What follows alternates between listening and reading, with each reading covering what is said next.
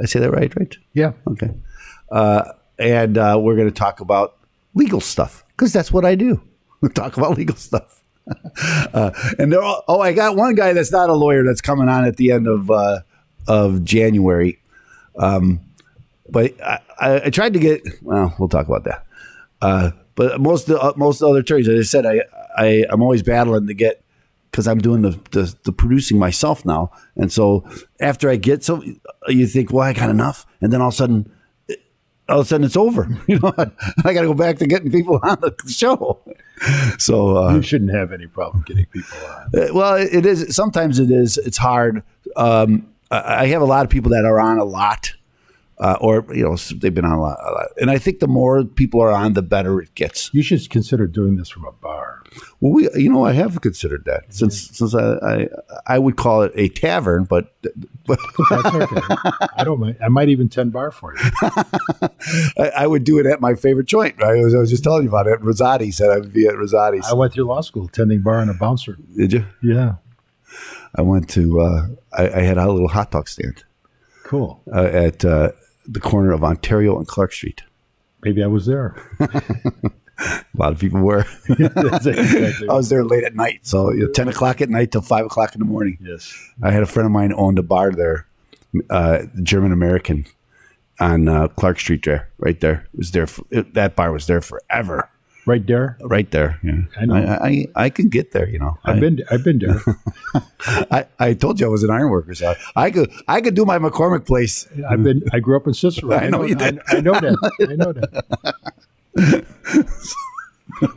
I understand. Well, that's why I call him Joliet, because from where I was from, that's what we called him. I know. Joliet. I was corrected the first day I showed up for work. See? So then you're just pulling my leg there. You're making fun of me. Yeah, because they don't call it that. But I'm from Chicago. That's what we call it. People from Joliet call it Joliet. Of course, he is from Joliet, so that's why. Right. It's Joliet all day. Oh, yeah. But in this room, it's Joliet. There you go. There's an AH in there. There you go. So almost everybody corrects me. What do you expect from somebody who's a steel worker from the South Side? No, wait a minute now. Steel worker is different than an iron worker. Excuse me. So that's a different thing. Okay, but let's thanks so much. Let's do the intro here, then let's move it ahead because I'm already 20 minutes behind. Thank you so much for tuning in to our podcast. Another great episode is on the way. Ladies and gentlemen, fasten your seatbelts and join Stephen and Jim as they talk about everything under the sun and have a whole lot of fun. All right. News, sports, movies, It's dark, and we're wearing sunglasses. Hit it. pop culture, and puppies. You love puppies. It's the Watch Talk Radio podcast. I have your phone number, 847-823-9032. Can I use that one? That's direct. Okay. I used it. That's right. I didn't want to use the 800 number because that probably will tell people that they're on your website, right? That's probably a website number. Right. And I didn't want to do that. But I checked it with you, so we got it good. Okay, we're going to start the show right away because I'm already 20 minutes behind. And here's what we're going to do, Joliet. We're not going to break. You know that, though. I don't have to tell you. We're going to do the show.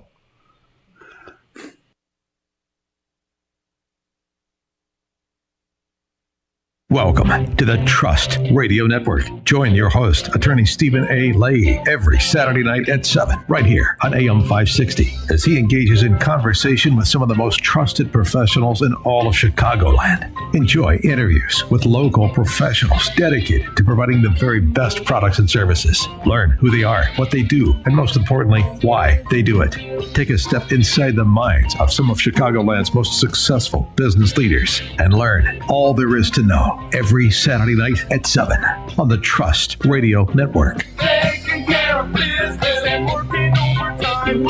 Now, here's your host, attorney Stephen A. Leahy. Hey, welcome to the program. I am your host, like the guy just told you. I am attorney Stephen A. Leahy. This is the Trust Radio Network, where we introduce you to trusted professionals.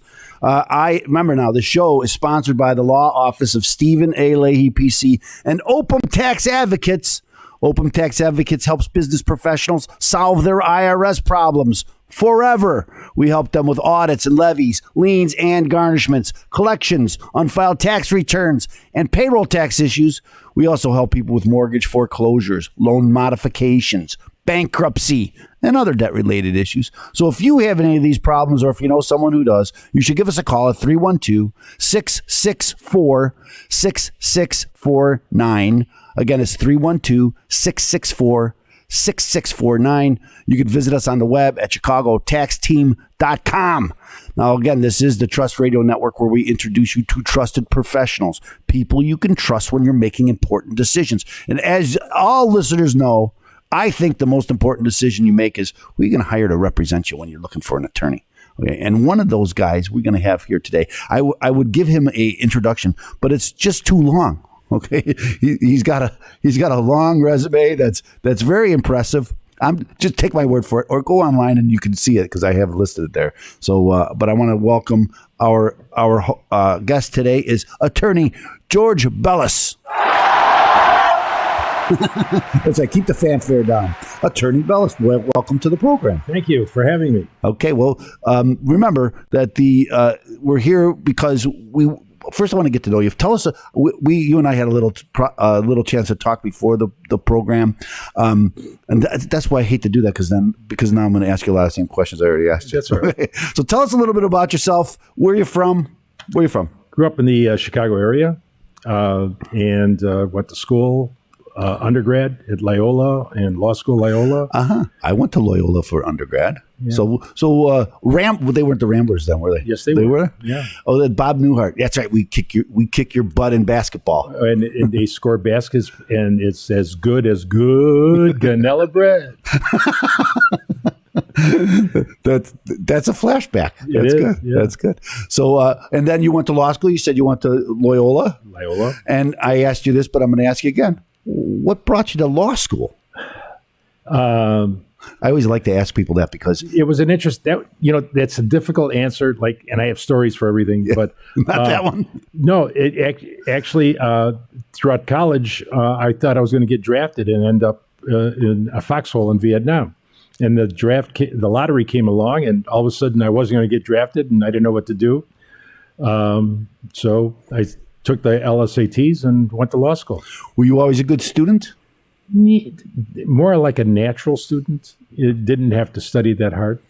I understand. That's kind of me. I always did well in school if I went. And so when I was in high school, I didn't go a lot.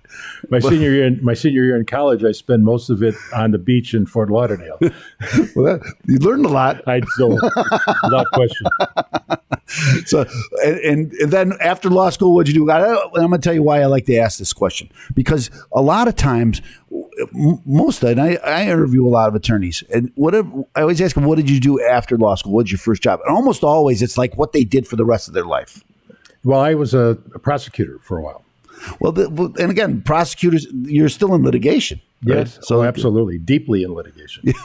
Yeah, and that's because where you started, isn't it? Maybe. It's just it became a thing that I did, and I don't know how it's something I enjoy doing, and I kept on doing it. So I guess that's a better answer. You do a lot of jury trials? We just finished a 6-week trial. Is that right? Yeah. In the Daly Center, they refitted a courtroom just to accommodate us with social distancing. We started out with 5 defendants, and we ended up with 4, and we went all the way to a verdict after 6 weeks. Awesome. I know that I've had some other attorneys, and they're starting to bring you into Cook County just for trials, though. Yeah. I know if I do anything else, it's still online. Federal courts right now are shut down. No trials right now, and some of the collar counties are iffy. Mm-hmm. It's almost a day-to-day thing. I was in court. I was on Zoom in court. It's good. It's you don't have to rise when the judge comes in because it's a good thing because most of us aren't wearing pants. I'm laughing because it's probably true. Oh, it's totally true. I'm not sure the judge has pants on either. Well, that's where they're at. I found out one judge has been at her condo in Florida for the last year. So It works. it does. But in DuPage County, the judge said they were meeting the next day to decide if they were going to have jury trials going forward. So it's a day-to-day thing right now in all the courts.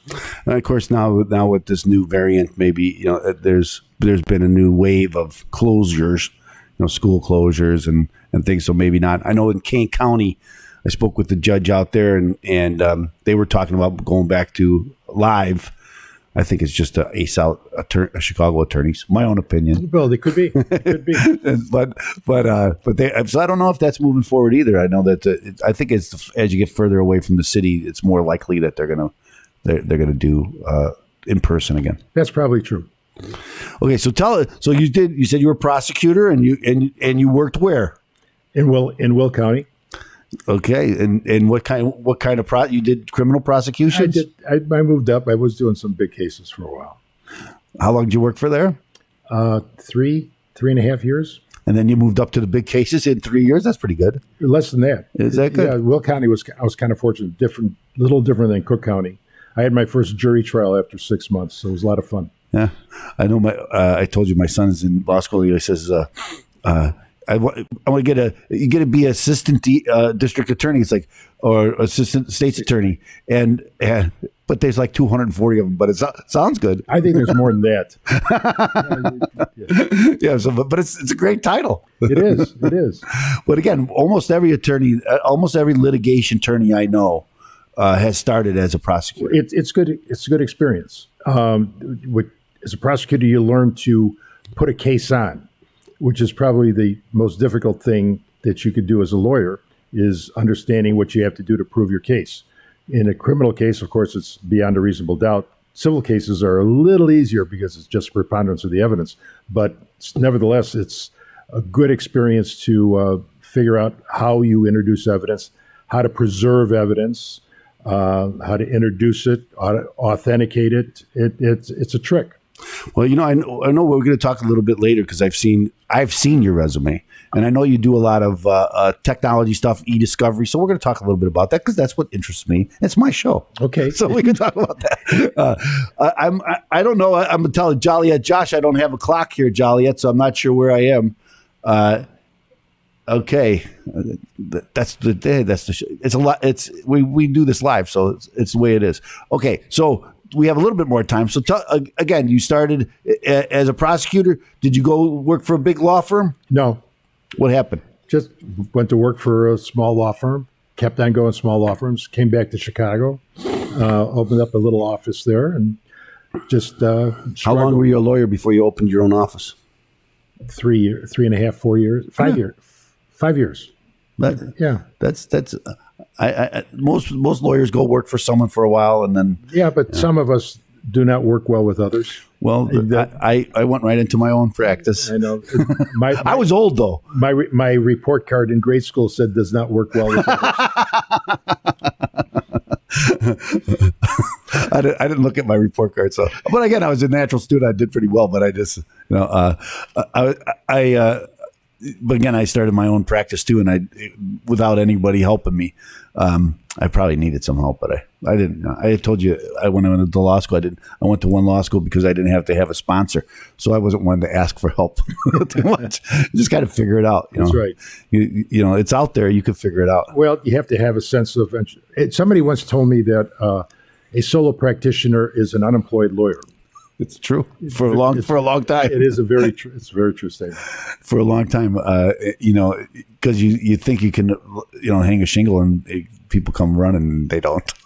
So even if you've been a lawyer for a long time, it's not. It's very difficult, especially today. It's very competitive. It's all about marketing and trying to get out there. Yeah. Okay, so tell us how we can find you if we're looking if someone needs business litigation. And we're going to talk in the next segment about what you do too. So we didn't get a chance to do that. But give us your telephone number. 847-823-9032 is my direct number. Okay, so call him direct. He'll answer your phone and give you some advice. and then I'll charge you. Okay? That's what lawyers do. Okay. Remember, though, the show is sponsored by the Law Office of Stephen Leahy and Open Tax Advocates. Open Tax Advocates helps business professionals solve IRS problems. We're gonna take a break, and then we're gonna talk to Attorney Bella a little bit more, Bellis a little bit more about his background and the people he helps. So don't go anywhere. Come back after the break here on AM 560. The Answer.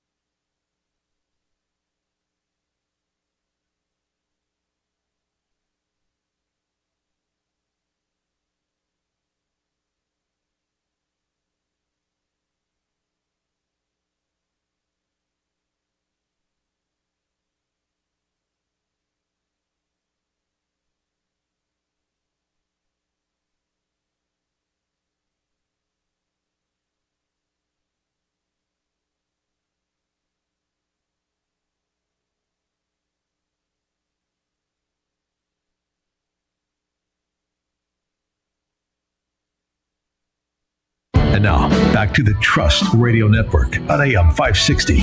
The Answer. Real conversations with some of the most trusted professionals in Chicagoland.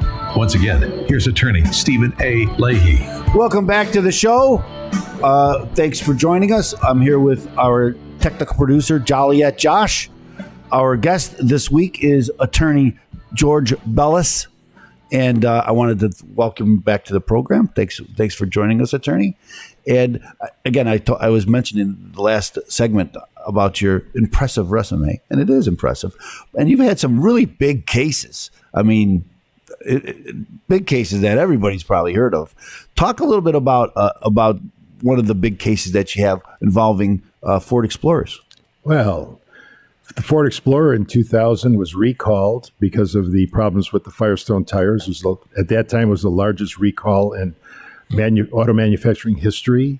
And I got involved with some litigation here in Cook County against Ford and the Ford Explorer back in 98. And digging through their files, as I am prone to do with big companies. I unearthed a lot of documents, and just as we were about to unload on them, the recall happened in August of 2000, and we settled that case. But I became a very popular lawyer all over the country, and I went around the country helping other lawyers find out what the defects were with the Explorer. And the following year, I was given the biggest award given out by the American Trial Lawyers Association, the Stephen Sharp Award. I got that award. I shared a podium with Aaron Brockovich, but nobody remembers me. I don't understand why. And went around the country helping people figure it out. And we helped make SUVs safer. They don't roll over as frequently now, and when they do, the roofs are reinforced, steel reinforced, and there's airbags and all kinds of anti-rollover devices in there to make them safer. But nevertheless, they are SUVs. Mm-hmm. They are high. They're a little bit more, yeah. They're higher. They're narrower, and they do roll over. I'm going to ask you to talk a little bit more about that, about the how important it is, because this is what, when attorneys bring these cases. I mean, they say, well, he's doing it for the money, but in the end, it saves so many lives with just what you're just talking about. So talk a little bit about that. Well, lawyers don't get enough credit for helping make products safe. There is not a safety device on a car that was not put on there without litigation. Litigation forced the manufacturers to put these devices in. Seatbelts were not in there until we made them put them in there, and then the government made everybody wear them. I remember when I was younger, the dashboards were all made out of steel. They weren't padded. The windshields were not tempered glass. Everything about the car safety is a result of a lawyer suing the manufacturer for a defect. And now they're a lot safer. In fact, the accidents that we're seeing today, there are fewer and fewer catastrophic injuries as a result of that. And I like to think that I had some small part in all that. Well, obviously you did have a part in it. Small, I don't think so, but again, I think a lot of the public doesn't really grasp that about when attorneys bring these product liability cases or these cases, and in the end, they change things. They, being the manufacturers, change things and make the product much more safe. One thing that all companies recognize is liability. Money. Money. Bottom line, and is all of a sudden, if they get hit with a big judgment against them, a verdict by a jury of peers, then all of a sudden they wake up and say, well, you mean this is going to cost us more than $1 million? No, it may cost you $100 million. And then they pay attention. Because we hear about all these, like the notorious one, the McDonald's, right? With the hot coffee. But what people don't realize is that a lot of people were injured with McDonald's hot coffee. It's still happening, and they knew it. It's still happening. I just saw a case involving Dunkin' Donuts hot coffee. And what people hear about that case, the McDonald's coffee case, they don't really hear the whole case. Exactly. But the fact of the matter is that this woman got burned in a very sensitive part of her anatomy. She was on their way to a doctor wearing a polyester sweatsuit, and the fibers from the polyester sweatsuit actually embedded themselves into her private parts, melted into her private part. That's how hot it was. How you're supposed to drink it, I don't know. But anyway, so now they serve coffee at a lower temperature because cost them money. That's right, and a lot of people got injured before they changed that. I know that everybody heard about the big verdict, but they don't generally hear that the verdict was reduced. And I know I thought that was a very clever attorney, right? Who tied the verdict to how many cups of coffee they sold. Exactly, and that's where they got that big number. But at the end of the day, she ended up only getting something like $100,000 or $200,000. It wasn't millions. Yeah, she ended up settling. So the truth comes out a little differently when you hear it from a certain perspective. Absolutely. So, what other kind of larger cases have you handled? Well, we were involved in a case that involved the election of an Illinois Supreme Court judge back in 2004, and how the facts of that case are almost like a John Grisham novel. Some very interesting cases we've been involved with, and my involvement is strictly on the tech side, helping the plaintiffs' lawyers uncover the documents from the defendants. So e-discovery? It's called e-discovery, electronic discovery. It deals with uncovering or finding documents, searching their computers. We can't call them documents anymore. We find digital files, searching in their systems or asking them to search their systems. And now that is becoming tied into artificial intelligence, because we're actually using a form of artificial intelligence to do the searching of computer systems. And it's actually proven to be more effective than a human review. I know you do across the country. You do a lot of talking about in technology in law firms and in trials. Right? Yes. So you talk a little bit about that. Tell us a little bit about what kind of technology, what's changed since you've been involved in trials.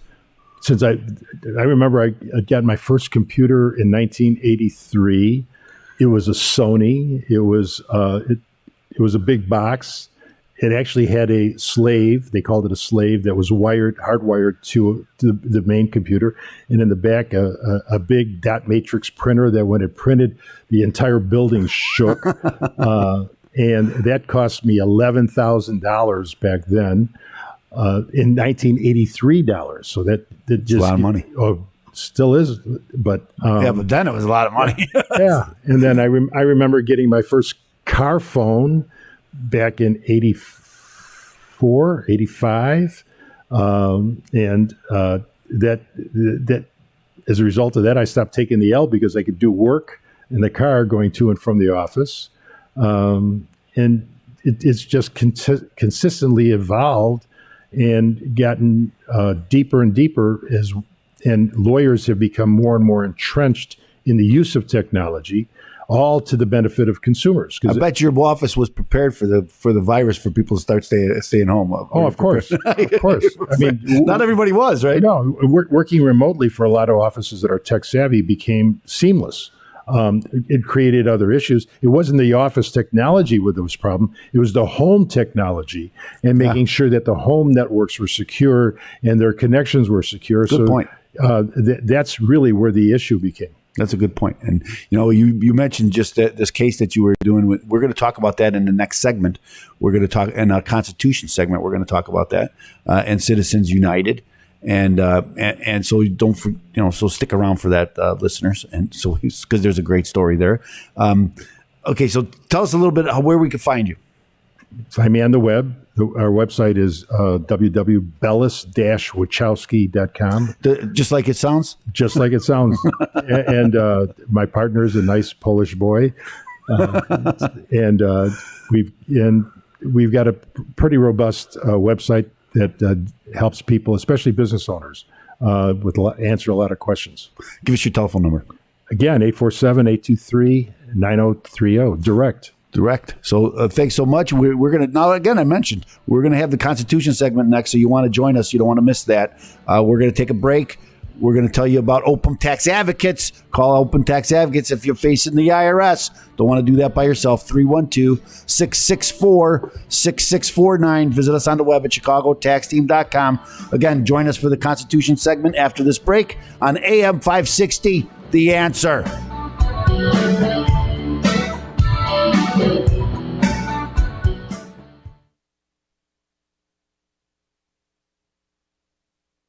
I haven't told any stories yet. I know.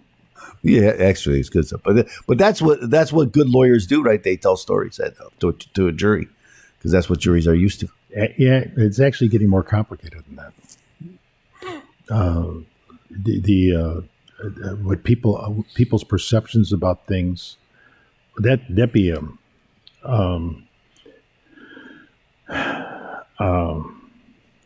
something to talk about. Yeah.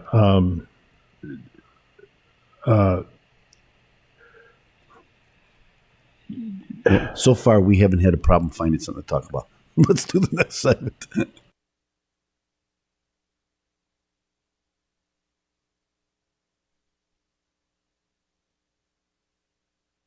You're listening to the Trust Radio Network on AM 560. The Answer. Step inside the minds of some of Chicago's most successful business leaders.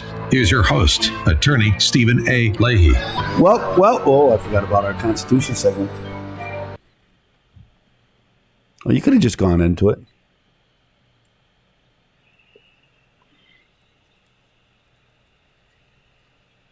On the top. Okay, let's try it again. Take two. I almost never do that. It's only 6 minutes, so it's good. Is that all we have left? Yeah, that's just for this segment. You're listening to the Trust Radio Network on AM 560. The Answer. Step inside the minds of some of Chicago's most successful business leaders. Here's your host, attorney Stephen A. Leahy. From 1788 until the end of time, we the people make a resolution to defend the Constitution. We're not going to sit here and listen to you badmouth the United States of America. So let liberty, justice, and freedom ring. It's the Constitution segment. Our Constitution is a document in which we, the people, tell the government what it is allowed to do. Well, that's the idea. I don't think that always happens, but that's the idea, and let's try to keep it that way. We're here with Joliet Josh, our technical producer. Our guest this week is attorney George Bellis, and every week I ask guests to pick out something in the Constitution, some constitutional issue or case or something, and talk about what did you want to talk about today? Well, did you know that corporations are people? I did know that because I'm familiar with the case. Okay. I don't know if your readers do, but corporations have been recognized as people, and they have the same rights as people, except they can't vote. But they, as a result of a case called a U.S. Supreme Court case called Citizens United, corporations can now contribute as much money as they want to political campaigns. And they could do it in the form of what is called dark money. And the money is then routed through a conduit, a PAC, or a organization. The most common one is the U.S. Chamber of Commerce.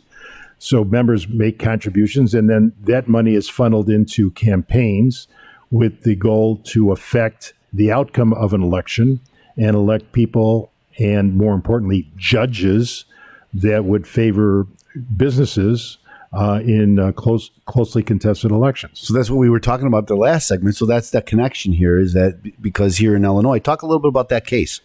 In 2004, there was a vacancy on the Illinois Supreme Court. And in 2003, actually, no, I think it was earlier than that, there was a $1 billion judgment rendered against State Farm for State Farm Insurance Company, the one and the same, for recommending and asking their repair shops to use substandard parts as replacement parts to repair vehicles. Resulted in a $1 billion judgment against them. It went up on the appeal. It went all the way to the Illinois Supreme Court, where it languished for a while because there was a vacancy on the Illinois Supreme Court.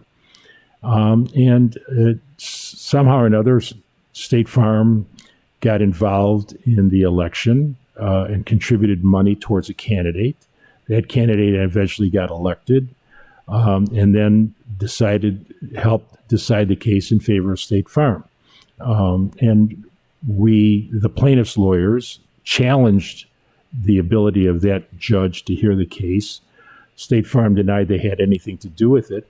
And a couple years later, a new lawsuit was filed saying that it was a RICO theory, an interesting theory. Let me interrupt you. Tell people what RICO is, because they won't know. Oh, the Racketeer Influence and Corrupt Organization Act. It was originally adopted by the U.S. Congress to help fight organized crime. But since then, it's been used in another of other cases in which there's some kind of fraud. And so a new theory was developed. We prosecuted that case. I was involved in that case, and it resulted in a settlement, class action settlement of $250 million. Wow. And the case actually was recognized as one of the premier cases of the year 2019, I think. Fairly recently. Yeah. It was a very interesting case. I think, to say the least. But again, this is where we're talking about is that when we were talking about earlier about how litigation changes things, right? So State Farm's using substandard parts, and that puts people in danger. And instead of using the parts they're supposed to use. Well, not just danger. The fact is that those parts rusted out sooner than original OEM equipment, original equipment from the manufacturer, and so. But they were cheaper. Yes. Guess what that means? That means you save money. And so that was a class action that challenged the use of the substandard parts, and it got complicated. But class actions have their place.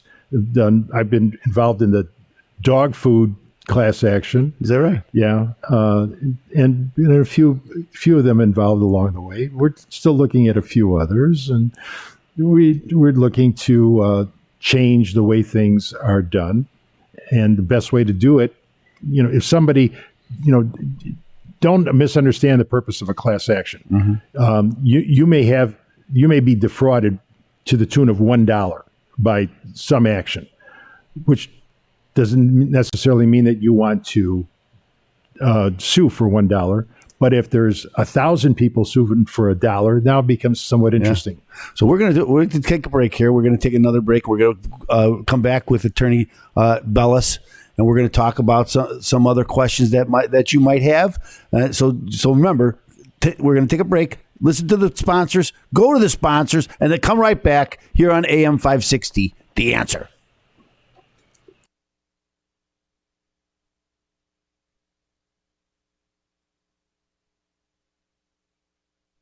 Any lines talking about that case? You didn't even mention anybody.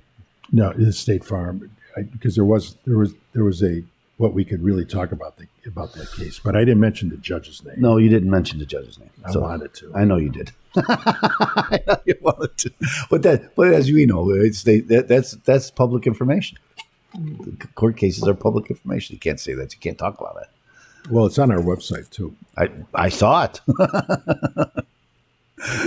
What are we going to talk about next? Well, this is generally common questions that you get, or you wrote something down. You want to talk about this? Yeah, about what our studies have shown. Our focus group studies have shown about how people. You want to talk about juries? We can talk about juries. In the last month, there's been some really interesting cases. So let's do that. Let's talk a little about juries. What was the kid's name that was prosecuted? Smollett. There was a Smollett case. There's Rittenhouse. There's the Maxwell. What's her name? Yeah, Giselle. Did you see what happened there with the jury? Yeah. That's not over with. No. Especially when they came out. Yeah. 2 jurors came out and said. Yeah, and then the one that I think is the most interesting is the Elizabeth Holmes case. Mm-hmm. Yeah. What did she get? Four counts of wire fraud. That case is rocking already. Has been rocking Silicon Valley, because now there's a question of how much can they really hype an idea without getting their fingers caught. Then let's do it.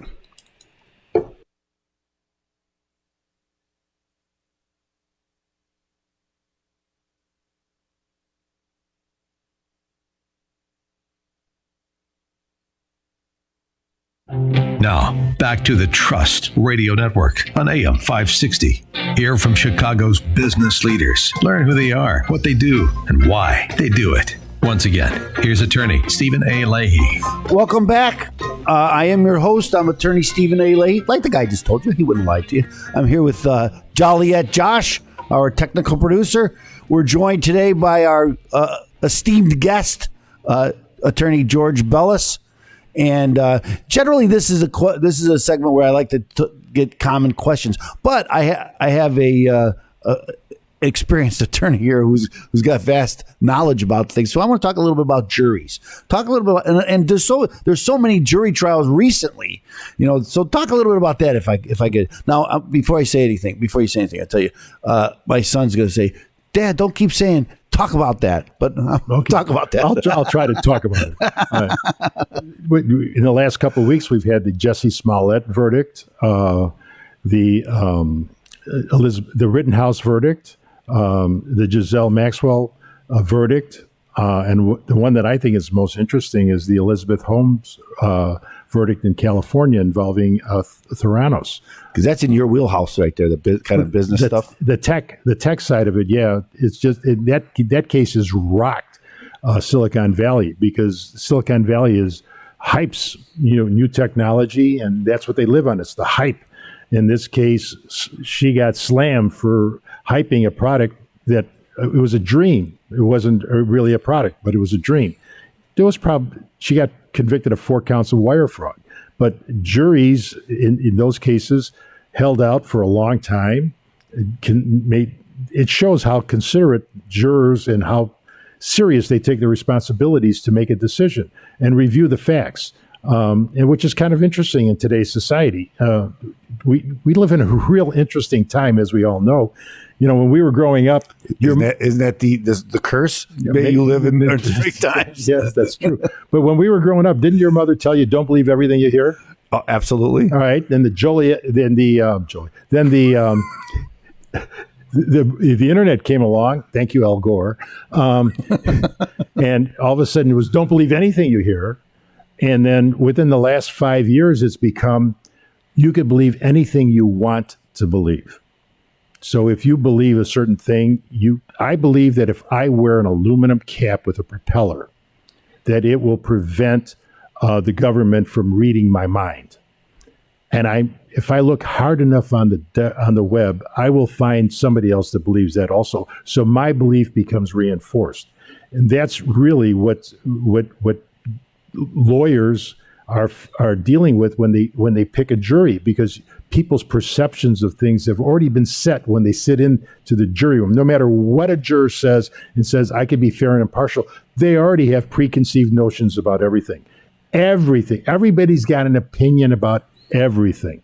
And these jurors what's interesting is they are taking the time to review the facts and come up with a decision based on the facts, which is something different. Well, in some of these trials, though, there's jurors in there that are trying to influence. At least that's what's coming out in some of these. At least that's the allegation.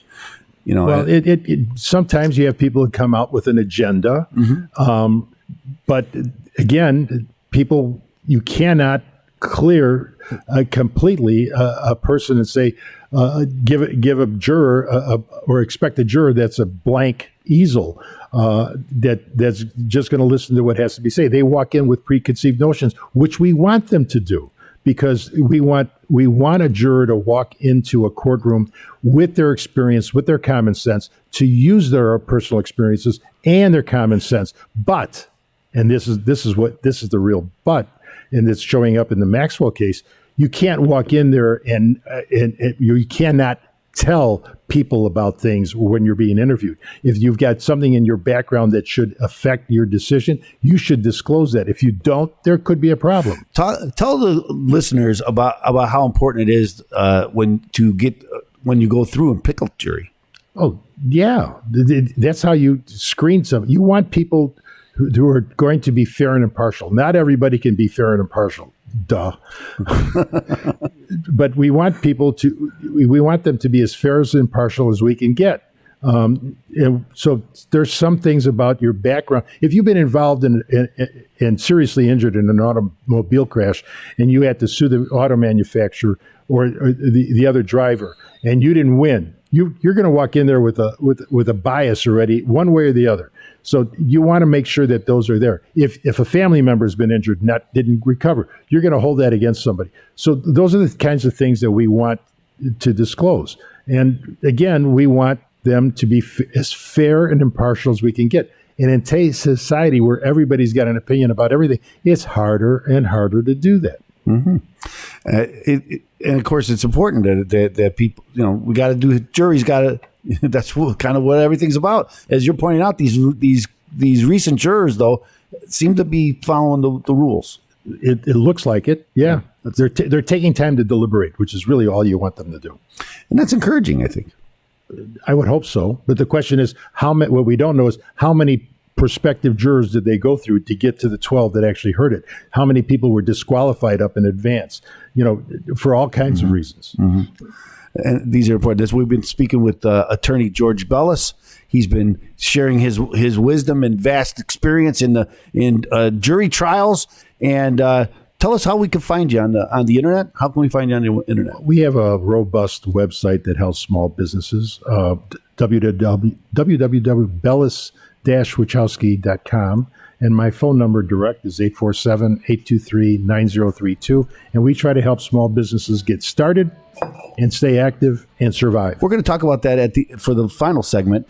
So join us. Remember now, if you're fighting the IRS, fight them with Open Tax Advocates, 312-664-6649.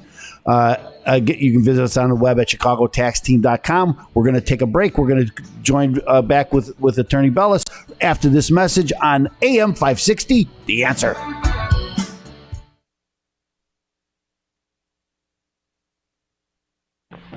That's not always the truth. What would I just say that we were going to talk about? Truth. What do you want to talk about, Jake? Josh. What do you want to talk about? Do you want to talk about Nagy? On my fifth segment of my other show, we talk of sports, and we get him talking about sports on my final segment. So what do you want? What do you think is happening in the world of law? Out of my depth. Why, you've never been sued? Try to keep it that way too. Yeah. Have you ever sued anybody? No. Actually, when I was a kid, though, I did have my foot run over. My mom took the lady to court because she tried to get somebody to say that she didn't do it, and I had a ton of medical bills. We were not by of means, so she kind of emptied it out to try to make sure that lady had to pay for it. He's getting more and more experience every week. I'm just taking it all in and trying to learn it, and so when I do have to apply it, I'm ready. You could have sued on your own 2 years until you were 20 years old. See, I didn't know that. I was a kid. I wasn't. It doesn't matter. When you're injured as a kid, it's your case until you become an adult. And then you have 2 years once you become an adult to sue. So it could have happened when you were 2 years old, and you could have sued when you were 20 years old. Now, I'm going to be honest with you. I did not know that either. Did not know that. I'm going to tell you my extent of my knowledge that I've gotten here. Okay, you ready? Are you ready for what I've learned? I'm going to give you everything that I've learned since working the show. 312-664-6649. Which is really the only thing that is important. So now, are there 5 minutes of commercials? No. He's we got, what did I just say we were going to talk about?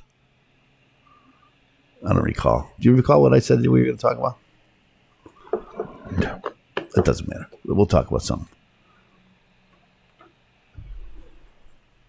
But I left the audience hanging on something.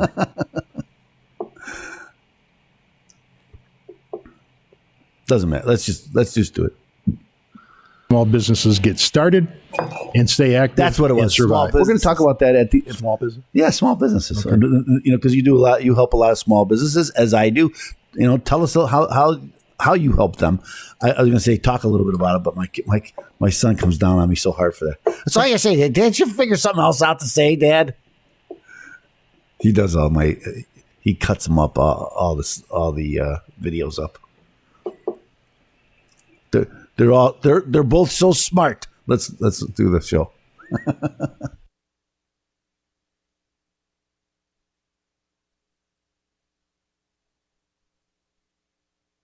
And now, back to the Trust Radio Network on AM 560. The Answer. Real conversations with some of the most trusted professionals in Chicagoland. Once again, here's attorney Stephen A. Leahy. Well, we've been having a lot of fun here on the Trust Radio Network. Here with Joliet Josh, our technical producer. Our guest this week has been attorney George Bellis, and he's been telling us about a lot of great stuff. A lot of great stuff.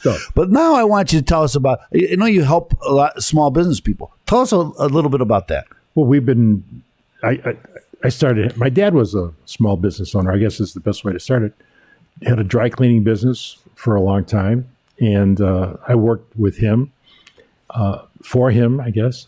And then while I was there, I helped when I was in law school, I was actually started helping other small business owners when they had questions, because we found that small business owners don't know where to turn to other than, as they need, every small business needs trusted business advisors. They don't always know where to find them, and they're hard to find. Usually you look at your accountant, your Uncle Ben, if he was in business. And then what you really need is a Dutch uncle. But people don't even know what a Dutch uncle is. Tell them what it is. Dutch uncle is the person who gives you the bad news, right? That nobody wants to hear. But every business owner needs a Dutch uncle. And what we try to do is we help organize them. We just don't give them a corporation. We give them a detailed checklist of things they have to do or should do when they start a new business, and give them reminders about things to do. So they have a worksheet to work with. And then we take a cradle to grave approach with businesses, and we help them as they go along. And we try to become the trusted business advisor that I think every business owner needs. And right now, small business owners, what's interesting statistics.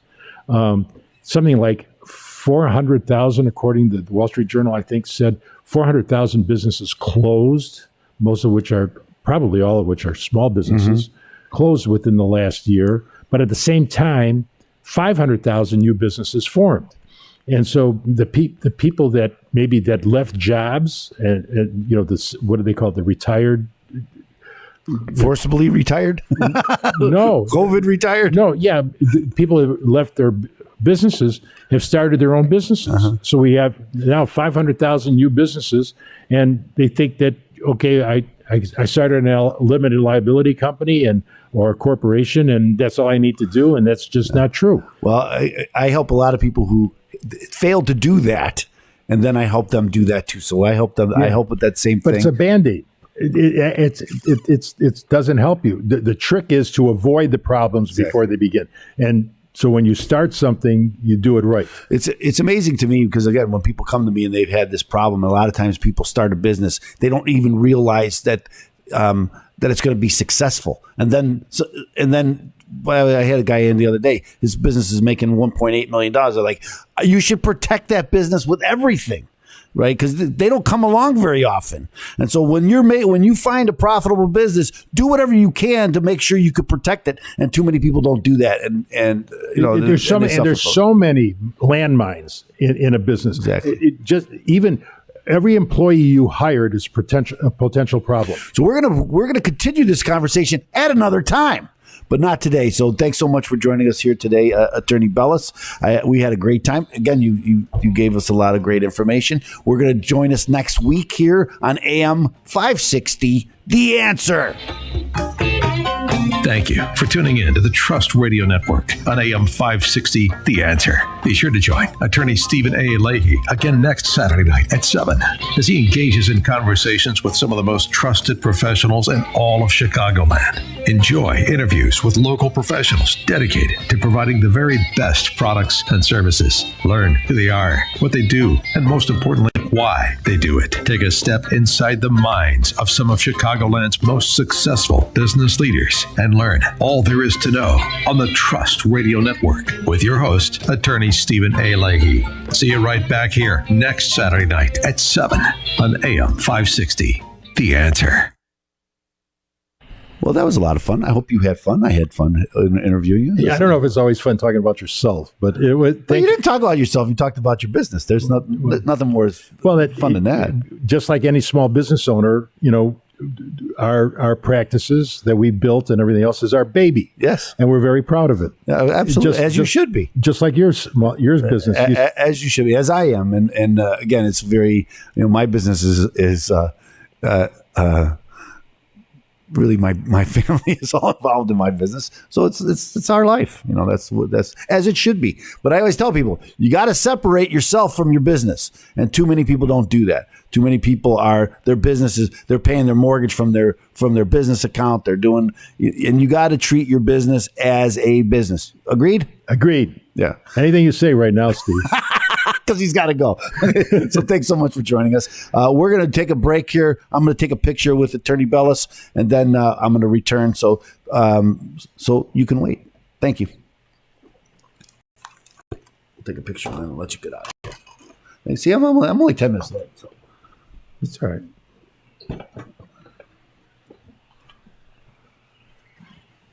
I'm wondering where I should take these pictures from. Well, by your side. Well, we do it out here, but the problem is there's nobody here on Fridays anymore. I can't get anybody to take pictures. Go ahead and do it myself. We'll do it. Do you have anything? You got it? You guys go? Go. Hey, Josh, thank you.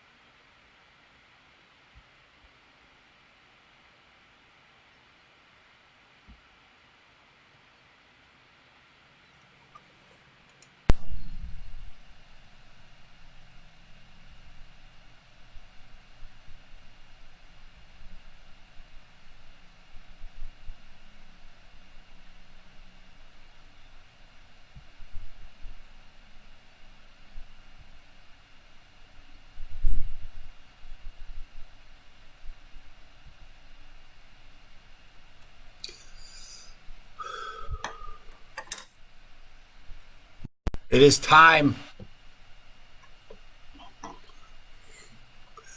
That was fun.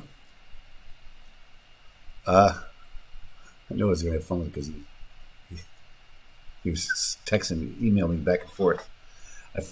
I kept telling my son, I got another one. I got another one. He said, "Got one for Friday." He was like Wednesday. I got it. But he said he was going to bring. He said, "I get all my fan club." So I don't know if I have the bandwidth.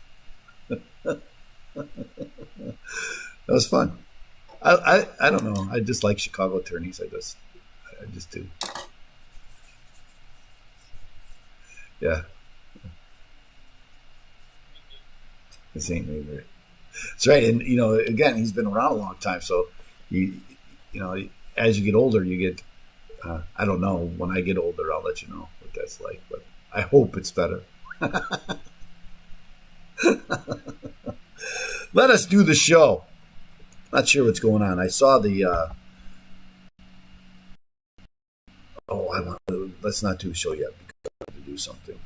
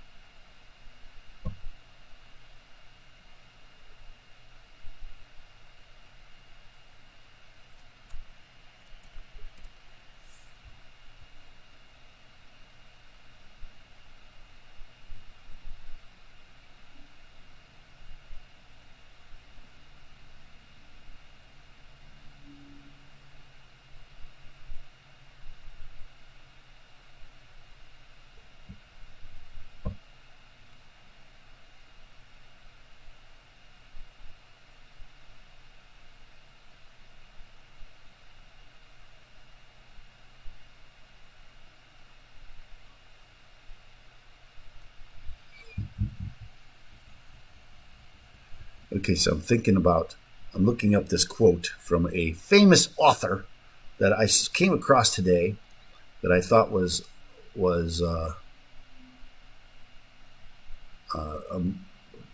very appropriate.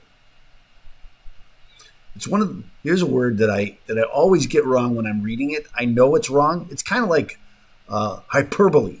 Whenever I see the word hyperbole written and I'm reading, I never say hyperbole. I say hyperbole, because that's what it looks like. Here's another word that's very similar. Omnipotent.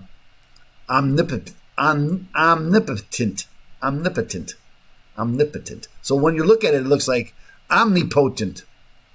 Okay, so as I'm reading, that's what I'm going to read. But I know the difference. That's what it looks like, and I'm reading, and so that's what it says. So I'll have to stop and remind myself. Omnipotent. So that's is that a clue who it was? Who's the writer? No, but it's in the quote that I'm going to talk about. But anyway, because it's so appropriate, and I'm not going to say it now. That's why you wouldn't watch the show. Right? So we'll have to say it then, not now. I don't know if you saw it, but I'm not going to talk about January 6th, even though I have a lot to say about it, but I'm not going to say anything about it. Probably not even going to mention it, even though I think it's ridiculous. Because it's just like Pearl Harbor, or so we're told. It's just like Pearl Harbor. You know what? It's like when you keep hearing these same stories. I don't know if you've had this experience, Joliet, but I'm sitting at a tavern or I'm sitting at a restaurant, and everybody's talking about the mask thing and how it doesn't really, because here we got to walk in with the mask, but I can take the mask off and eat. We can sit at a table together and eat, and we all take our masks off. But as soon as I walk over there, I can't. I have to have a mask on. It doesn't make any sense. And I think most people, and maybe it's just the people that I know, but I think most people just kind of say, this is ridiculous. A lot of people do it. That's what the rules are. But we've really been coming around on this. It's really getting dangerous, in my opinion. And that's what we're going to talk about. But let's do the show.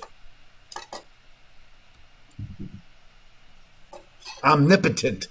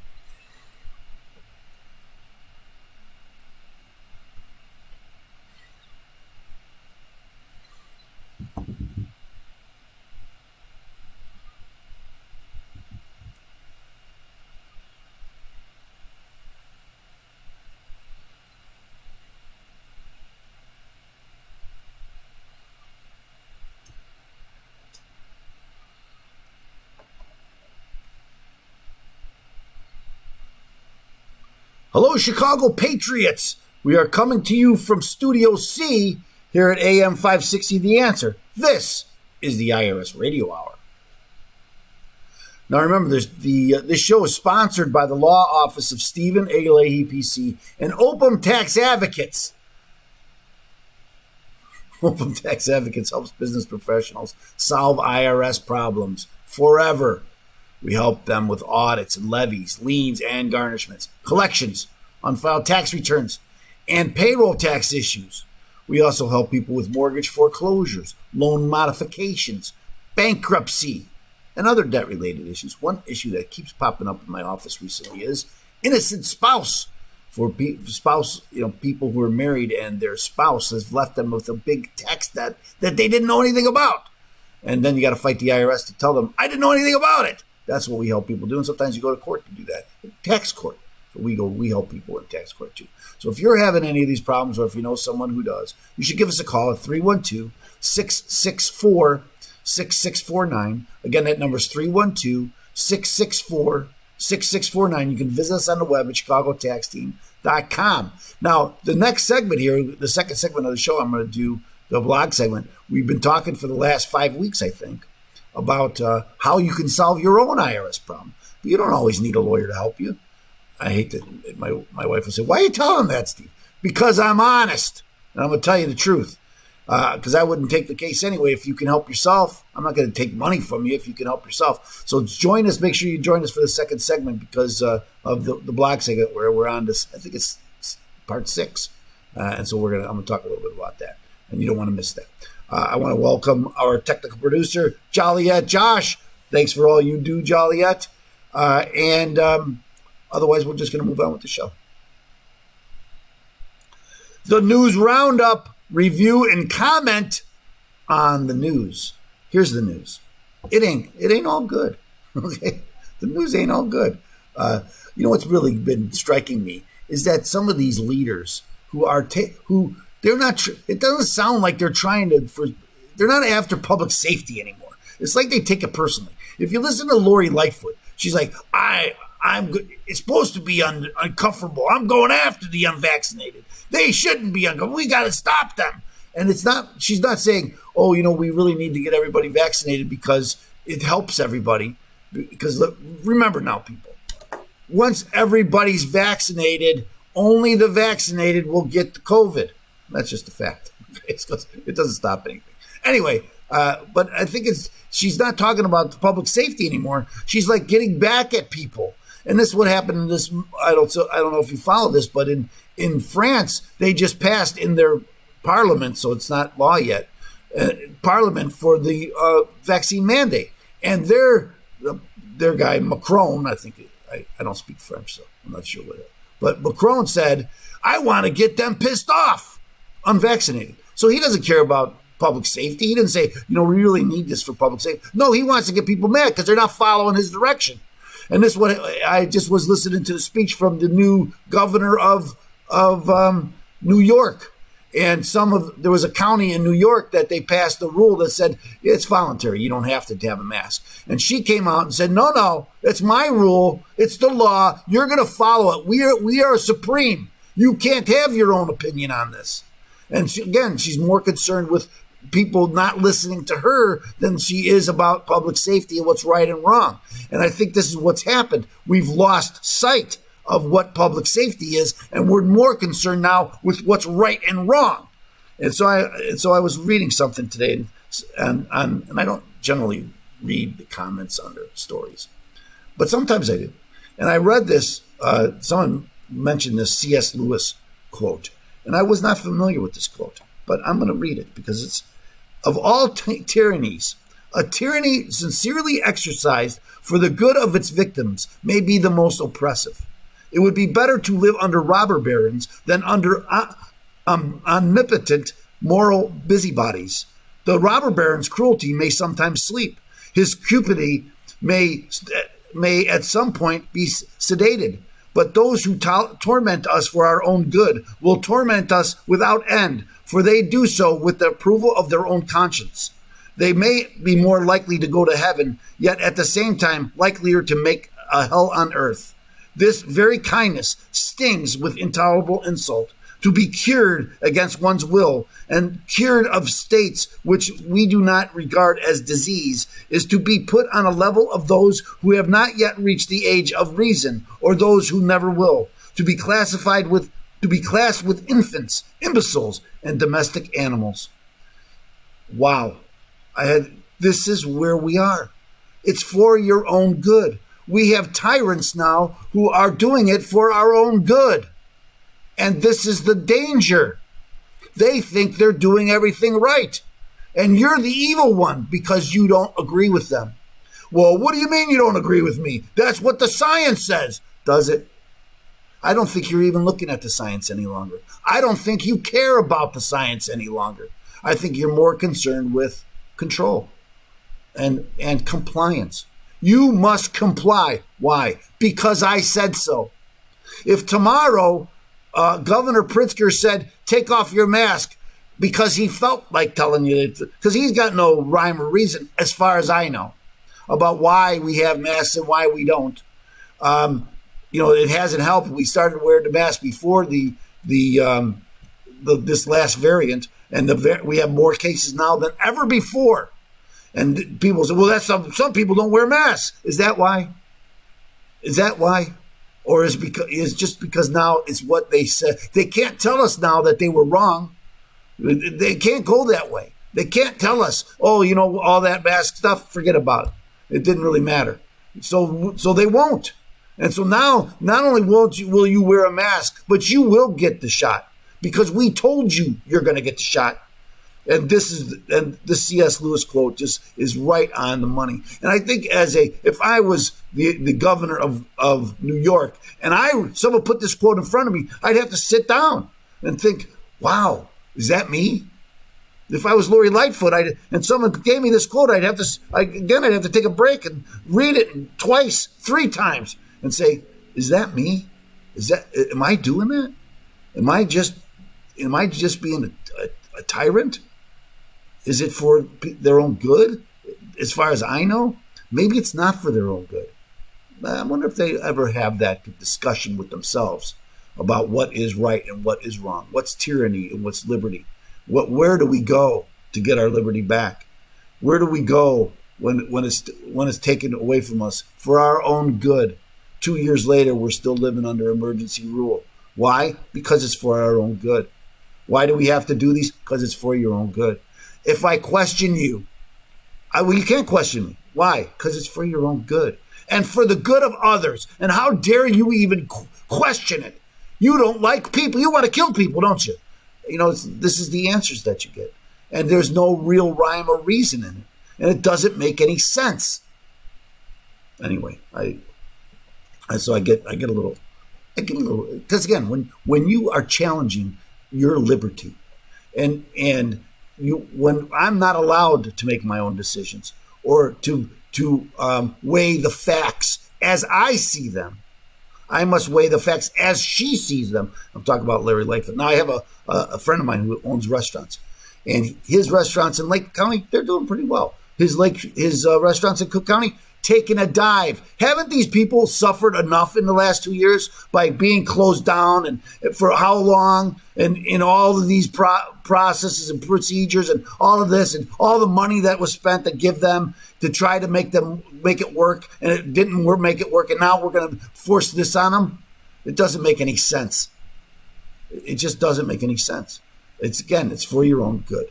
How dare you question it? I will not question it any longer. I will comply. And that's remember I told people that this is the number one way to solve your IRS problem, right? Comply with the IRS. That's what they want you to do. Comply. And so if you're facing IRS problems, go to Open Tax Advocates at chicagotaxteam.com. We're going to as I mentioned, we're going to do a blog segment. I'm going to tell you about the 6th step in solving your own problems here on AM 560, The Answer.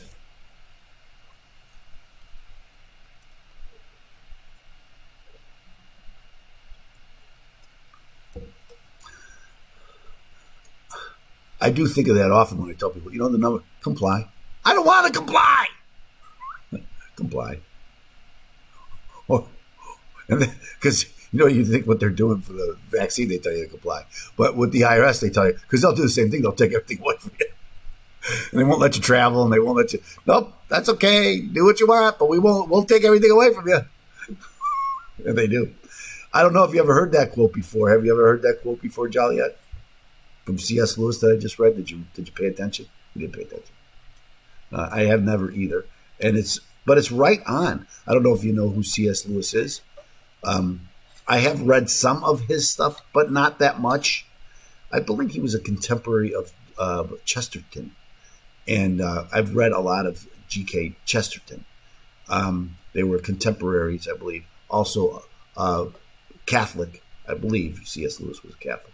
I know Chesterton was. He was what they call an apologist, because he came to the faith later in life, and then wrote so much about why he became Catholic. And if you're Catholic, you really need to, and because sometimes when you're born Catholic, you don't really, you haven't really weighed the reasons. You just kind of that's what I am. And because he went there later in life, he weighs the reasons, and those reasons are your reasons also. You just don't know it. And so he really clarifies. He can really clarify why you should believe the way you believe. And it's not really. I always tell people this, and I think people don't understand, because a lot of times people say Catholics kind of just do whatever they're supposed to do. They're dogmatic. They just do whatever the Pope says. Nothing can be further from the truth. Catholics, as I always say, as a Catholic, what am I doing? I'm seeking the truth. That's all I want. I want the truth. And I believe that that Catholic, and we can go back in history. So schooling and all this is really a Catholic thing. They started colleges and all that because and again they do have dogmatic, because they're just men, and they sometimes get stuck on their idea. But they do have those who overcome it, and because we're always trying to think about it, find the truth. We all should be seeking the truth. That's all. Seek the truth. Then, what do they tell us? The truth will set you free, but you'll still have to wear a mask. Let's do the next segment.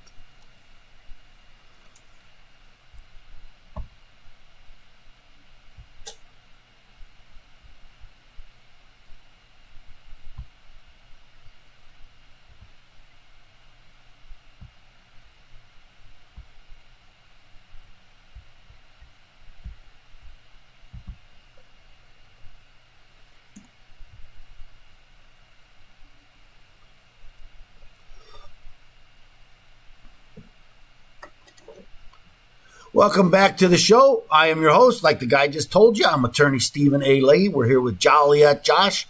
Now, Joliet helps me with another show that we do, and it's called the Trust Radio Network. The Trust Radio Network airs every Saturday at 7 o'clock here on AM 560, The Answer. I kind of took a hiatus of guests. We replayed my friend Milan Filipovic last week.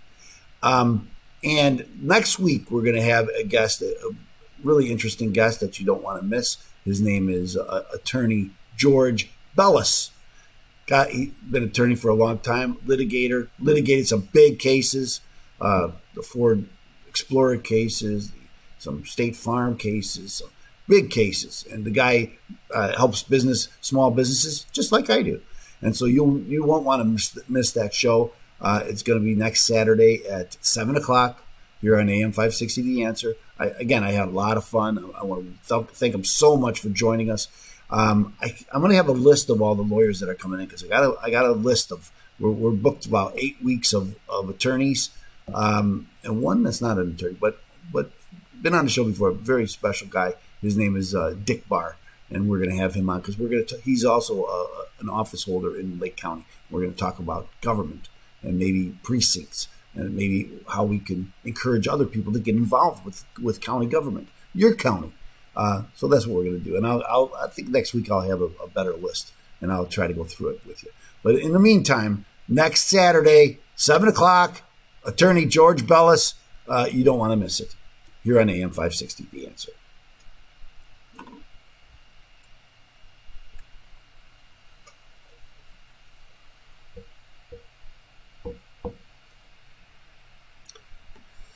That's right, people. We're here on the blog segment of the IRS Radio Hour, and where we teach you how to solve your own IRS problem. And people might stop and say, Attorney Leahy, how could you tell people how to solve their own problem?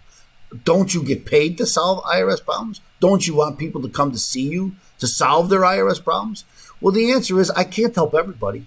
And at the end of the day, some people don't need a lawyer, right? All you need is a little information, maybe a little guidance, right? And that's what I'm trying to provide on these recent blog segments, just to give you a little bit of guidance. Sometimes people only owe, I say only because when you start weighing it against legal fees, right? You got to weigh that. What's it cost? I had a guy call me, and he thought the IRS. He called me from Tennessee, matter of fact, and he thinks the IRS overcharged him $35,000, and he wants a refund from some years ago.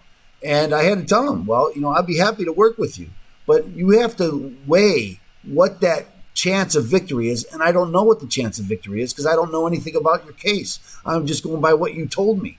If what you say is right, well, then, yeah, you'll get your refund. But maybe there's something happened that you don't know happened. Maybe there's something that means I can't get you your money. And then now you're throwing legal fees on top of the $35,000. And then, so you have to really weigh this kind of stuff when you're thinking about hiring a lawyer or somebody, right?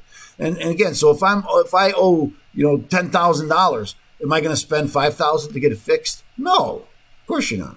Okay, so if I owe $16,000 even, or $20,000, and remember, I've been talking about this today. I'm going to talk about the sixth step. And the sixth step is really about the offer and compromise. And because remember, the first step I said was, I'm going to have to do this off the top of my head. The first step is figure out where you are. And how you do that is you get transcripts from the IRS and you figure out where you are, and they'll tell you what they know. Sometimes their record. Now, I got to say, the IRS has records on everything. They have numbers. They have records. They know every letter they ever sent you, every dollar you ever gave them. Again, it might be wrong, and you might have to prove that they're wrong, but they have a record of it. And so if their records say you owe them money and you say you don't, you better have a lot of evidence to show that you don't, because they have evidence that says that you do, right? So that's the first step. Figure out where you are. Second step, you got to get in compliance. Right, so you gotta file your tax returns. I just was talking about compliance last second. Okay, but you gotta file all your tax returns and pay your taxes as up to date. If you gotta pay quarterly, you gotta be there when you're trying to work out an agreement with the IRS. You gotta be in compliance, and that's just the way it works. The third thing you gotta do, I think it was get your budget together. Right, look at your numbers. It's all a numbers game, and you got to have your numbers in place before you call the IRS, and you got to know and you have to have what they call substantiation. What does that mean, Attorney Leahy? Proof. You got to have proof. When you say that my mortgage is this much, well, you got to have proof that that's what your mortgage is, right? And so you got to give them a copy of the bill, and you got to prove it. And so I always tell people, every time we do an IRS case, it's like going to court, right? We put a case together, and you put the evidence together, and then you go from there. Am I on step 4 or step 5? Whatever the next step is, 4, I think, is the next step is you need to contact the IRS then, right? And then you got to present that evidence to them, and you better be prepared, right? Don't go in there haphazardly. I just wanted to say haphazard. Don't go in there unless you're prepared. And that's why the step before is get prepared, right? And then bring that preparation with you when you call the IRS, if you can get through it. Because I can tell you, during last year, during tax time, they only answered 9% of the calls. Now, this is a good thing about the IRS now, and they have a huge budget. They are trying to move towards a web-based thing that you can do a lot of this stuff yourself. And so if you wanted to propose I talked about this last week. If you want to propose your own plan, you can do that. You go to get a 433D, go to irs.gov, get yourself a form 433D, and propose something. And remember, I was telling you that you can just divide how much I owe by how many months that I could, I have left. Now that's a determination you have. But sometimes they'll let you go 60 months, 72 months, 84 months. It depends. But present it to them. Like, what are they going to say? No. And here's an interesting fact. While they're considering your offer, they can't come after you. They can't levy your bank account. They can't take away your wages and then after they deny it, they got to put the denial in writing. And then when they deny it, they can't go after you for another 30 days after that. And that gives you time to go present something else, right? And so these are things that people don't know, right? So you want to stop the IRS action, present a plan to them, right? The fifth thing I talked about is the streamlined installment agreement, because I wanted to tell you, so you did all that, but here's how it works. Here's how you can decide what you want. Now, I'm running out of time to tell you 6, but here's the 6th thing. I'm going to mention the offered compromise, because everybody's going to try this. You're going to go online, they're going to tell you do this, and you're going to try it. And so I'm going to give you the statistics, because again, the IRS is full of statistics. And here's the statistics from last year. Last year, the IRS solved or completed 7.4 million collection cases. So if you owe the IRS money, that's called a collection case. They settled 7.4 million cases. Of those 7.4 million cases, a little bit more than 14,000 were offers in compromise. That's right, I said that. 14,000.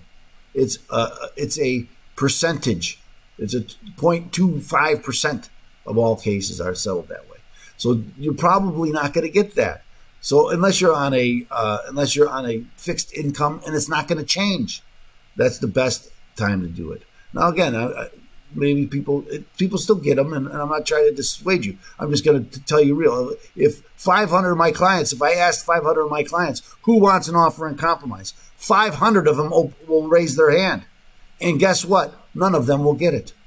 Okay, so again, I'm just being realistic. Okay, so don't think that you're always going to settle. Now, you might do a partial installment agreement. That's something maybe we'll talk about next week. Maybe that'll be number 7, about the 7th step. You have to determine which way to go. Okay, so anyway, that's what we'll do next week then. I think I just decided that. We'll talk about the partial installment agreement. And if you don't want to do this yourself, then you need some help. And if you need help, then you contact Open Tax Advocates, because that's what we do. We help people solve IRS problems forever. Sometimes it's easy, like I'm trying to, sometimes it isn't. And then you need help, and call Open Tax Advocates at 312-664-6649. We're going to have the Constitution segment with attorney George Bellis next. We're going to talk about Citizens United, and you've heard about that case. So join us here on AM 560, The Answer.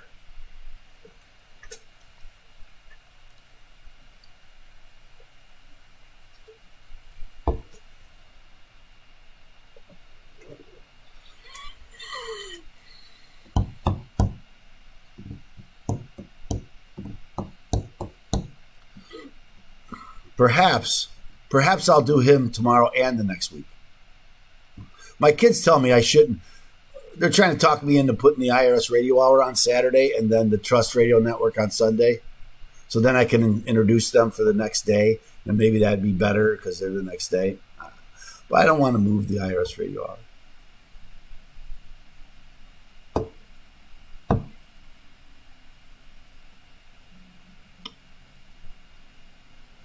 What do you mean? Oh, you mean...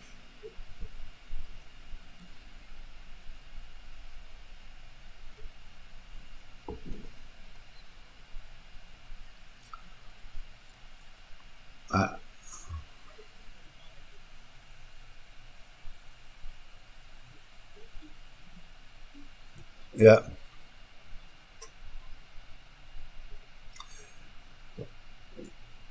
Yeah.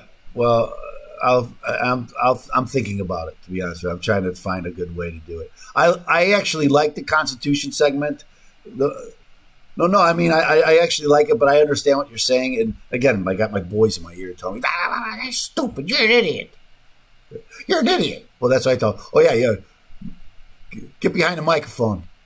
Yeah, you're such. That's why Joe always says to me, why do you have to say that all the time? Talk. Find something else to say. But it's kind of my mantra now, and it's hard for me to think of I know. So tell the listeners. Tell the listeners about.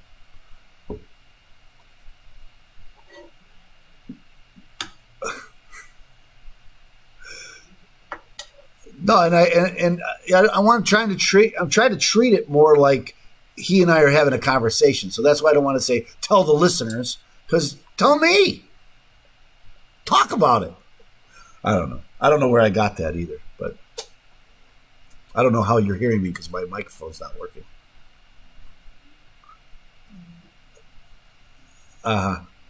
Is that what it is?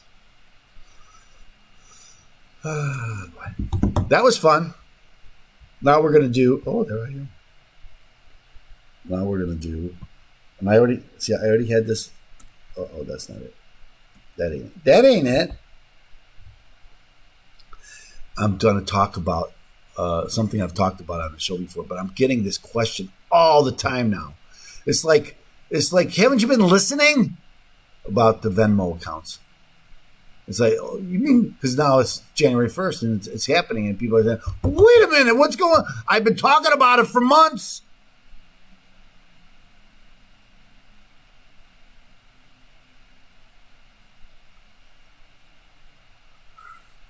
Did not know that. I'll do that next week. I think I'll have a list of the free tax services, because the IRS puts out who's not doing it this year. TurboTax is not doing it this year, but there's a bunch of them anyway, so you can still use others.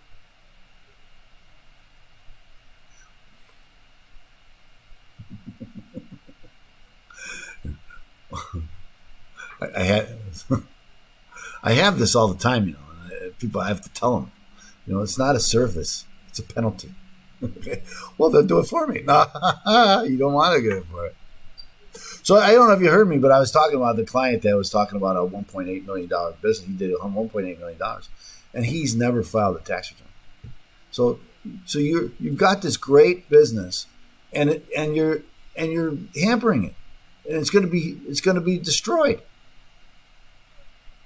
for lack of what? Running it like a business. It's a business. But again, a lot of people, it happens kind of overnight. I mean, if you're lucky, because it doesn't happen overnight for most people. Most businesses fail. We all know that. Yeah. And most people, your business fails. And if you stumble onto something that's very profitable, you should protect that with everything. You should protect it. And so, they actually, that people didn't hire me because now they might come back, but they wanted to shop it around. I'm like, you owe whatever. What's it worth to save that business? You're going to try to save $1? It just doesn't make any sense. It just doesn't. To me, it doesn't make sense. Again, when you find something that's profitable and this could be generational wealth, right? And that for not only you but for your kids, because it's hard to find businesses that are profitable to that extent. I'll tell you that right now. To any extent, but to that extent, it's very hard to do.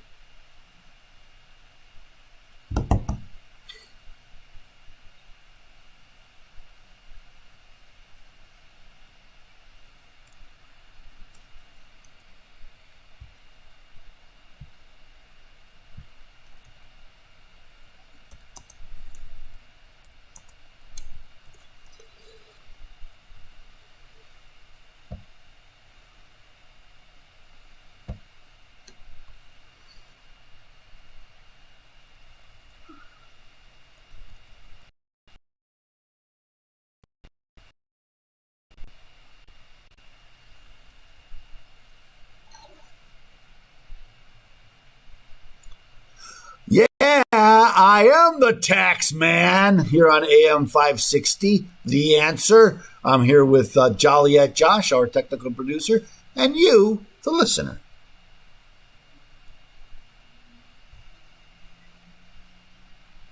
So here's a question I've been getting from everybody every time we turn around, even people that I know very well who listen to my show and my podcast and all this. And then they say to me, will the IRS be able to look at my Venmo news? And I say, yeah, they passed that. They passed. Where were you? I've been talking about it I've been screaming from the mountaintops since last March, before last March, because they passed it last March in the American Rescue Plan. Okay. Well, why would they put that in the American Rescue Plan? Because they could. They buried it in there. Nobody knew it was there. They didn't tell you it was there because people would have been upset, like they were when they found out that they was going to do this with the bank, with your bank statement. Where do you think they got the idea to do it with your bank? Well, nobody seemed to object when we did it with the cash apps, $600 or more. And someone said transactions, right? No, total, not transactions. Well, I only do $30. Yeah, $30. It adds up to $600 pretty quickly. Okay, so if you're doing, now again, that doesn't mean you're going to get taxed on all of them, but it means it's going to be reported to the IRS and you're going to have to explain it. Okay, and people, it's not a big deal. I'm still not going to pay the tax. Yeah, it is a big deal. Okay, they're causing you a lot more heartache and work. Okay, and when people, it's hard enough to do your tax return. Okay, now you're going to get these 1099s from Venmo and from PayPal and from all these other outfits, third-party outfits, and you're going to have to explain where's this. Well, that was just me taking my friend out to dinner. It wasn't a client. I didn't get any money. He paid. Oh no, I didn't sell anything. But they're going to see it and they're going to ask for an explanation. It's just the way it works. That's what 1099s are. When people, this happens a lot in my office. Now, I got to tell you, I got a case right now in tax court for cryptocurrency, right? And this is well known that some of these outfits have given 1099s to their customers, and it looks like the guy made millions of dollars, and they taxed them accordingly. So hundreds of thousands of dollars in taxes. He didn't make any money, but that's what the 1099s say. And so I have to go back and convince the IRS that this 1099 is wrong. A lot of times people get 1099s and then they don't report them. Maybe you get a 1099-C, right? And then you don't report them.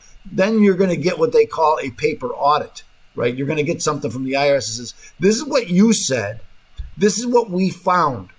Tell us why we're wrong. And if you ignore it, by default, you lose, right? You didn't argue it. They told you that's what we're going to do unless you object. If you don't open up the mail, well, you can't object, and that's what they're going to do. And you're going to be fighting them for the next years. Maybe you lose, right? Because hey, you didn't file it on your tax return, and we gave you an opportunity to change it, and you didn't, right? And this happens all the time. Again, it's happening with crypto. It happens a lot if you're in business and you set up a charge account processing, a charge card processing account. And then you give them your wrong social security number. You give them your personal social security number instead of your business social security number.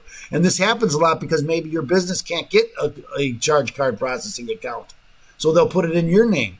But what you fail to realize is that all those charge are going to go on your pay as income to you. And now you're going to be fighting with the IRS about that's not income. That goes to my business. So I've had people had hundreds of thousands of dollars put through their personal bank account because the IRS comes out and says, well, this is what we said, and they didn't put it on their tax return. Now, even if it's wrong, you should report it on your tax return and then tell them, hey, this is wrong. But you have to acknowledge that it was there because otherwise they just think you're just not going to put it down and you try to evade it. Okay, so you get a 1099, you list it. If it's wrong, you tell them why it's wrong. That's how this works. And it's gonna now it's gonna go down to people who are doing, $1,000 in with their Venmo account with their friends, or the Cash App account, or all of this. It's just unbelievable. And I'm gonna tell you something. Get angry about it because they're coming back about your bank statements. They haven't given up on your bank statements, right? That's the way they're gonna pay for all of this stuff. The trillions of dollars of debt that we're in. How are they gonna pay it? You're gonna pay it. That's how they're going to pay it. I mean, come on, the millionaires and billionaires are going to pay it. Come on, that's not the way life works, right? You're going to pay it, and they're going to try to go after your bank accounts, and then they're going to have you explain, hey, you said you made $70,000. Why did you put $100,000 in your bank account? Well, my grandmother gave me a $30,000 gift. Is that okay out with you, IRS? It might be okay, but we're going to have to approve it, okay? And this is what's going to happen. And maybe it wasn't your grandma. Maybe you sold a car. Maybe you did. but maybe it's not taxable, but it's still in your car. It's still on your bank account, and they're still going to look at it, and they're still going to ask you about it, and you're still going to have to account for it. And so let's object to this going any further. I think we should have done this with the W-2s years ago. Anyway, I hope that answers your question. I'm serious. I think that when we agreed to do W-2s and let your businesses your employer take money out of your account and send it to the IRS, that was a big mistake, and we should never have allowed that to happen. So now many people believe they're still getting a refund when, like the IRS is giving them something. They're only giving your own money. Anyway, we're going to take another short break. We're going to Jolly at Josh is going to join us on the other our final segment. He sponsors that final segment, so I'm going to let him talk on it. So join us, won't you, on AM 560. The Answer.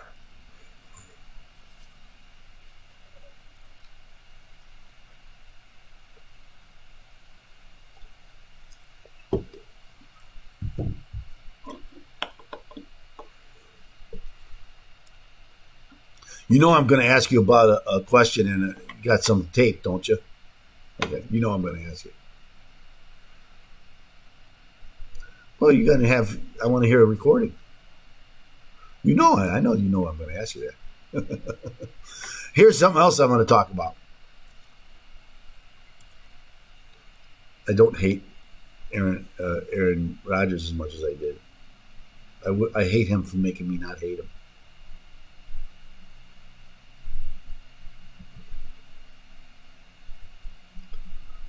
Hub Arkish just made Bears. They just made Bear. I know, but he made Bear fans all look like little sissies and little complainers and small. What do you mean? He walked it back? I didn't know that.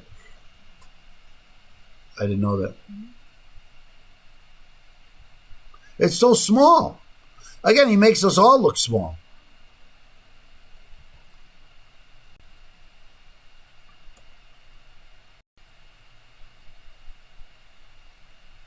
Who?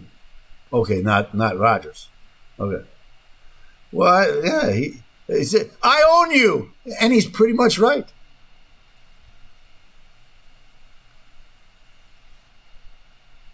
I agree. I have to say when he said, and I heard what Aaron. Well, let's do it on the show. We'll be careful.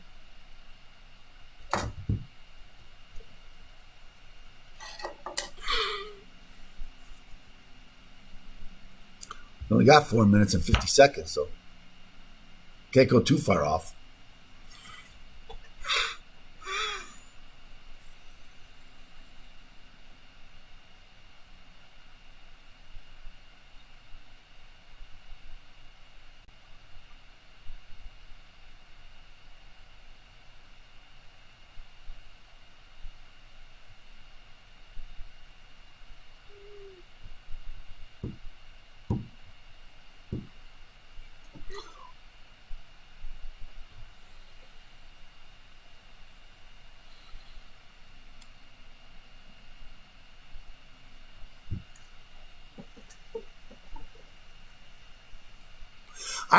I'm going to tell you something, listeners.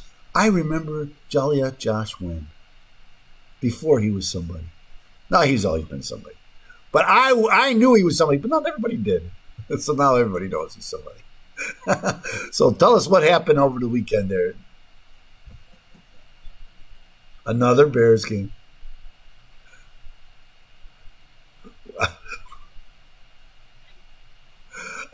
I like the way you said it. I want you to say here about you're the beat writers. I love that. I saw that. Yeah.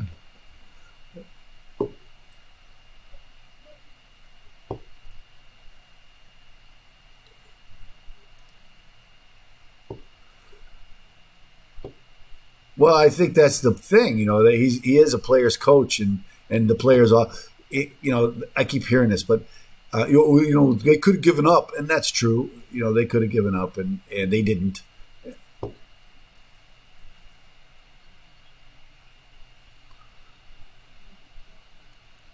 Well, good. What about the fans? Make it work for me too. But again, they could have given up, and they didn't. And they played well, and I know that we're got another game and see how that works. Did you have any good questions?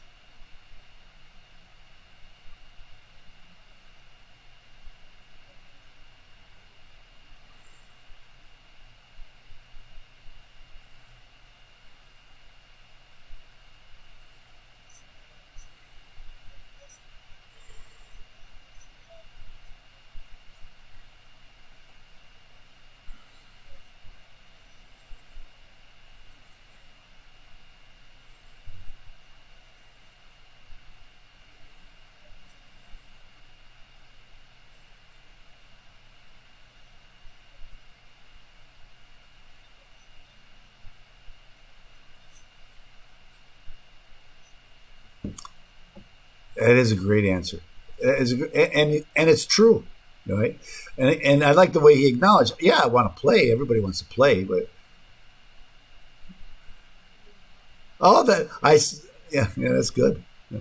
I came in late on that game, and I missed the first, because it was the first couple of minutes, and so it was already 14-0. Whoa, what happened? What happened? No. That's why the week before they didn't run at all. I mean, it was kind of scary. But anyway, because I guess the whole second, I don't know if they ran the ball the whole second half the week before. Anyway, that's it. So congratulations again. I hope they put you on the Bulls games next so we can hear the one thing at a time. You did such a great job. You got some great answers. They got to put you there. So again. Go to the podcast, listen to Joliet's opinions, and we'll watch for him on the beat. Okay, so I know I am. I try to listen to. I heard the press conference, but not all together. They do put it somewhere, but I only heard it in bits, and so I missed you. I was listening though. I was trying to hear it.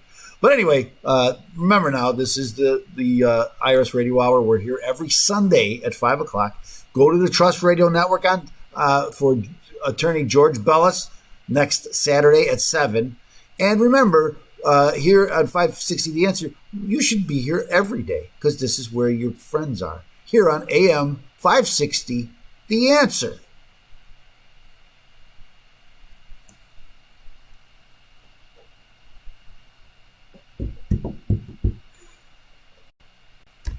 That was an awesome response to a very good question.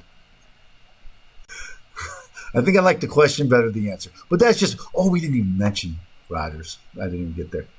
That's okay. I don't want to talk about him anyway. I don't want people to know I don't hate him as much as I used to. I just thought he gave a great answer. It's like, first, he said, well, it's not the most valuable vaccinated player. So, now, don't get me wrong. I don't want the Packers to win, just to spite everybody. I don't. And I don't want them to be MVP either because I don't like Packer fans. And I want them to be happy. They don't want me to be happy. They tell me that every time we play them. Anyway, I don't hate anybody. I'm a lover, not a fighter. Actually, I'm a fighter. I fight for the IRS, for you. Anyway, I actually fight a lot. But anyway, thanks for joining us here today. And we'll see you next week.